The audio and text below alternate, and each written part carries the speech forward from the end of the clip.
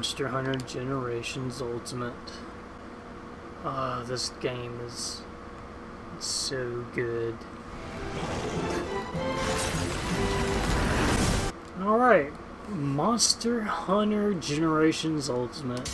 I must say, sadly, this is my first Monster Hunter game, but I've been dying to play one since I knew about Monster Hunter because it just seemed like a really nice concept coming from being addicted to like World of Warcraft, for example, and just rung a lot of bells for me from other people playing it and seeing other people playing it. Kind of similar to World of Warcraft, I assumed. But that's the only reference I'm going to make to World of Warcraft because Monster Hunter, it seems its own beast, and wow, is there a lot to talk about with this game. Yeah, I've been trying to postpone putting a video out because I don't know enough information about the series and I don't want to put on that I do, but I'm going to give my impression of what I've so far got from it. And like I said, there's a lot to talk about. I'm going to try to condense it down to a more digestible format. So, when you start the game, you get thrown in this little hub thing. Cool. If you press the X button, you actually have other towns you can go to. Like, one of the first things you want to go about is picking your playstyle. And the one thing that they do really well in the game is that they have a lot of playstyles in this game. Within the playstyles, even have more playstyles within them. What do I mean by that? Every single one of these weapons you see has its own game style. So even if you have a lance versus a gun lance, it's going to be completely different playstyles. And within the lance itself, you have different playstyles.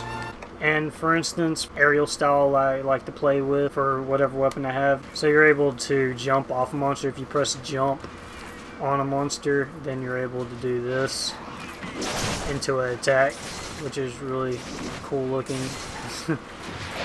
and can be very effective on an extra evade that you wouldn't be able to have if you had a different style that you're playing with. You can also play with a different style with that particular weapon, and like I said, every single weapon you can choose this style. It's something that's mandatory, you got to choose. For instance, kind of self-explanatory, you do is read what it says, which is something I will down it for, is that if this is your first Monster Hunter, you're going to be doing a lot of reading of text dialogues, but at least it is self-aware and it has self-aware humor sometimes, so it's less robotic. It is a very digestible. Striker style lets you have 3 arts, and what's the arts are these things right here. Like with my aerial style, you having the ability to jump on the back of a monster and do that cool move means that you can only have 1 hunter art equipped, and you'll unlock hunter arts as you play, but typically you start off with 2 or 3, I believe. You just pick the one that you want to play with. For the aerial, you only get 1 hunter art, so you take the pros and the cons. It's very well balanced, I would say. Like the striker lets you have 3 hunter arts, and it's easier to charge them, and guild is just a well balanced one. It lets you have 2 arts, and adept is more about doing counter moves. Valor and alchemy lets you have 3 SP arts and do alchemy stuff. There's a lot, and like I said, within every single time you change a style, you change your combos with that weapon as well. If I go to aerial, my certain combos will change if I was playing with alchemy. So it changes the whole game style just by changing the style, and then you can change the weapon and that'll change the game style. So there's a lot of depth in the combat. The one thing I wish they did was pace it a little bit better by restricting you to not be able to have everything up front, because it can be pretty daunting for someone that's their first Monster Hunter. Definitely whenever it's only introduced to you from text dialogues.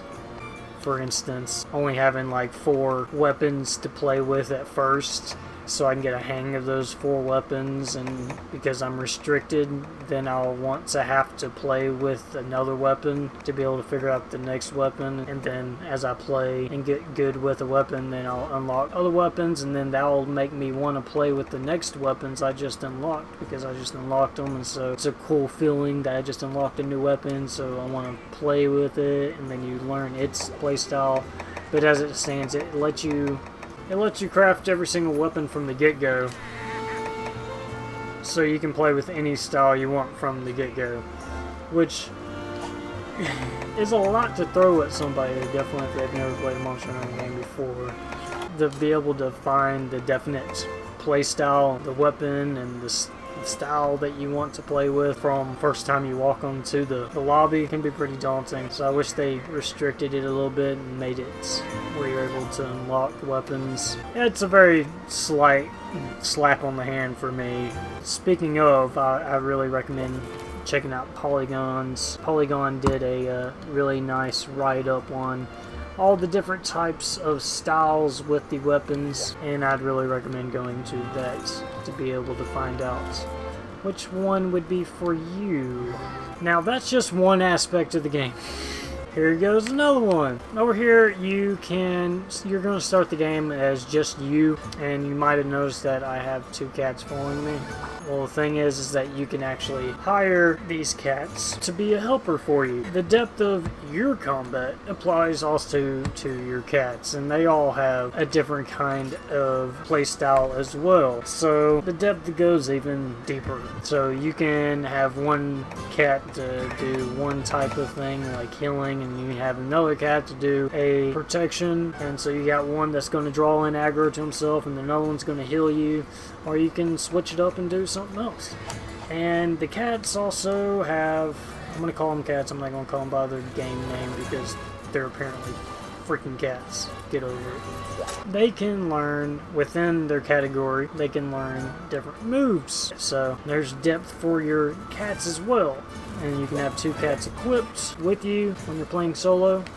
That covers that part, at least a digestible form of that part. I'm not going to go through every single thing. And here's another thing. You can make meals, and the meals last a certain amount of time for you and your cats. And depending on the mission that you're on at the moment, you can make one specifically for that quest that you're on. If you're having trouble, or you know you're going to have trouble because you're about to go against a giant monster, it's good to come over here and then try to find a meal that was help you best for that battle. This will get into the meat of the game right here, is that, as you can see, the required materials. The meat of the game is grinding, and that word usually triggers some people because that grinding usually means boring. But this game, if it does anything very well, it is making grinding very fun. Whenever you go around inside of a quest, anything you pick up, anything that's on the ground, if you kill an insect that's on the ground, you see a butterfly flying around, you can collect those things, and all those things can be used to make new armor, new weapons for you and your companions. And also you can make potions as well, make ammo, or a bow and arrow. You can make arrows for that. So you know that whenever you're grinding, you're picking up all this crap that's on the ground everywhere, that every single thing you pick up is going to be useful. Now here's the quest. You're going to start off with the level 1. Your first quest are not going to be killing giant monsters or anything like that. It's going to be just going on the simple, go get me some mushrooms and bring them back. It feels like a stupid fetch quest at the time, but you start to realize later on, it's just telling you that while you're going out and hunting things, go ahead and pick up everything you find, because everything you find while you're doing your main quest is going to be useful for you to craft new weapons, new armor, potions. If you look up, how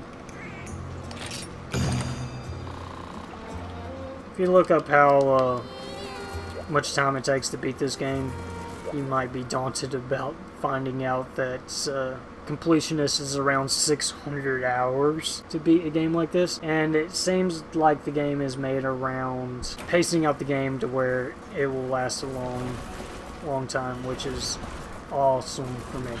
I love a game that I spent $60 on, and I'm gonna get my time worth out of it. Yeah, that's one of the first things you want to do is run over the chest and go get your map, so you can actually have the map. You can look around.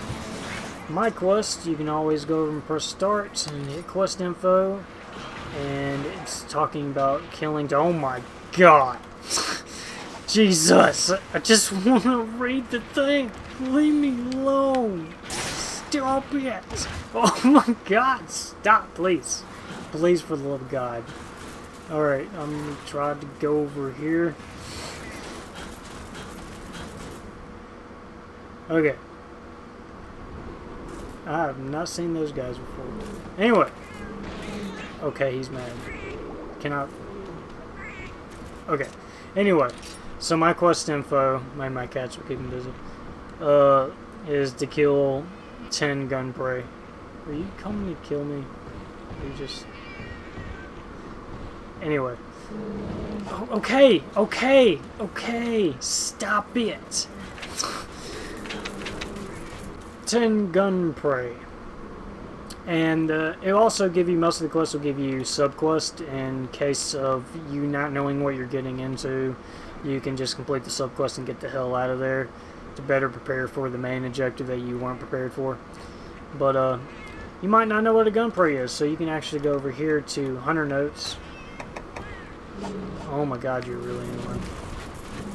You can go to Monster List and find gunprey. Oh my god. Stop it.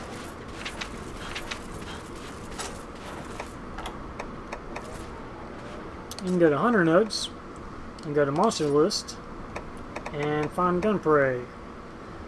Gunprey. There you go. And hit the R button, and it is a bird with distinctive green and orange striped hide and lives in packs. So you're going to find it in packs, and it's going to be a bird, and it's in the forest. And oh my god, we stop. So let's go find that. If I had any mushrooms, then I can make a potion, but I do have any mushrooms. Oh yeah, that's right, my cat knows the ability to heal, so that helps. Get away from me. So we're looking for gunprey. And that's what I was talking about. There's random stuff that's scattered around.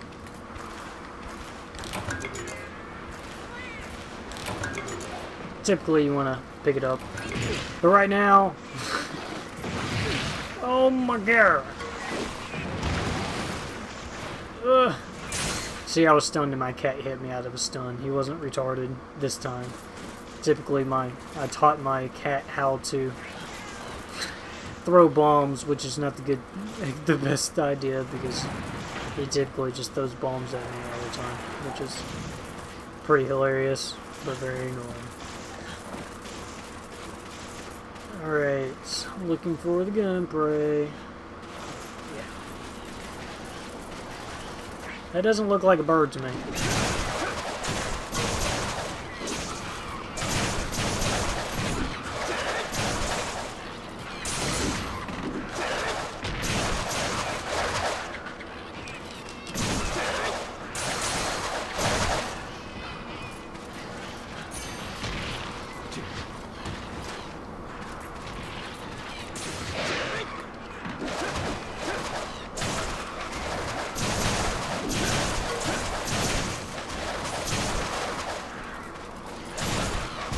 And that's exactly what I was talking about.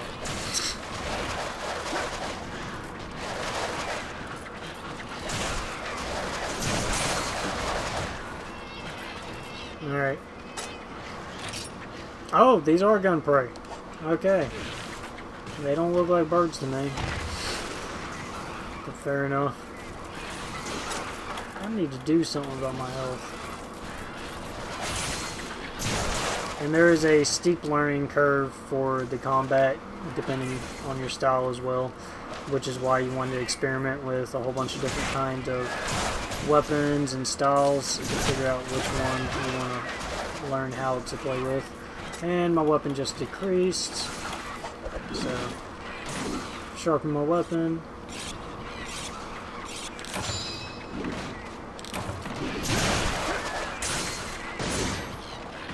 Please don't take note from me on how to fight in this game. You actually didn't hit me with the bomb that time. I'm so proud of you. It is... I have to say this game is a blast. I know I left a lot of information...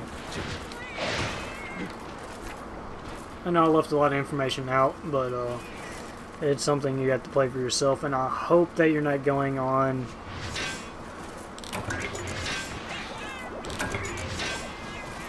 just from playing the demo whether or not you would like this game, because the demo did such a horrible job of being able to introduce you to what you're going to expect from a Monster Hunter game, because I was waiting for a long time to be able to play a Monster Hunter game, and then when I got the demo, I was like, this is cool and all, but I mean, why am I going over here and killing a monster? Like, believe it or not, the gathering part of the game and completing these quests that are usually tedious in other games is really fun in this game. They just did it right in this game. And you're going to be dumping a lot of hours into this game. Well, I didn't know I could do that. You're going to be dumping a lot of hours in this game just so you can experiment with everything that it has to offer. I don't know how I would be able to forget this part, but you can actually connect with other players. I like playing solo because I don't want to be carried throughout the whole game. I like being able to experience it and finding out everything by myself, but if you so wish, and later on in the game, if you just want to wait until later on in the game where you get to quests that you cannot complete by yourself or you can't figure out a way, then yes, you can actually connect with other people that have a lobby open. But in conclusion, I would say that if you're going on the impression of Monster Hunter Generations Ultimate by the demo that came out, please don't. The game is far more diverse and in depth than the demo leads you on to believe, and even this video will lead you on to believe, because there's still things I'm constantly learning about the game and figuring out. I imagine that 2 hours after I upload this video, I'm going to find out something else new about the game I didn't know about. That's just how in-depth this game is, and the reason why you can see right here that it's one of the longest time to play to beat games on the Switch right now. There's a lot of fun to be had here. But yeah, give the game a go. You're going to get your money's worth. You're going to get your $60 worth out of this game if you're going to find out everything about it. Alright.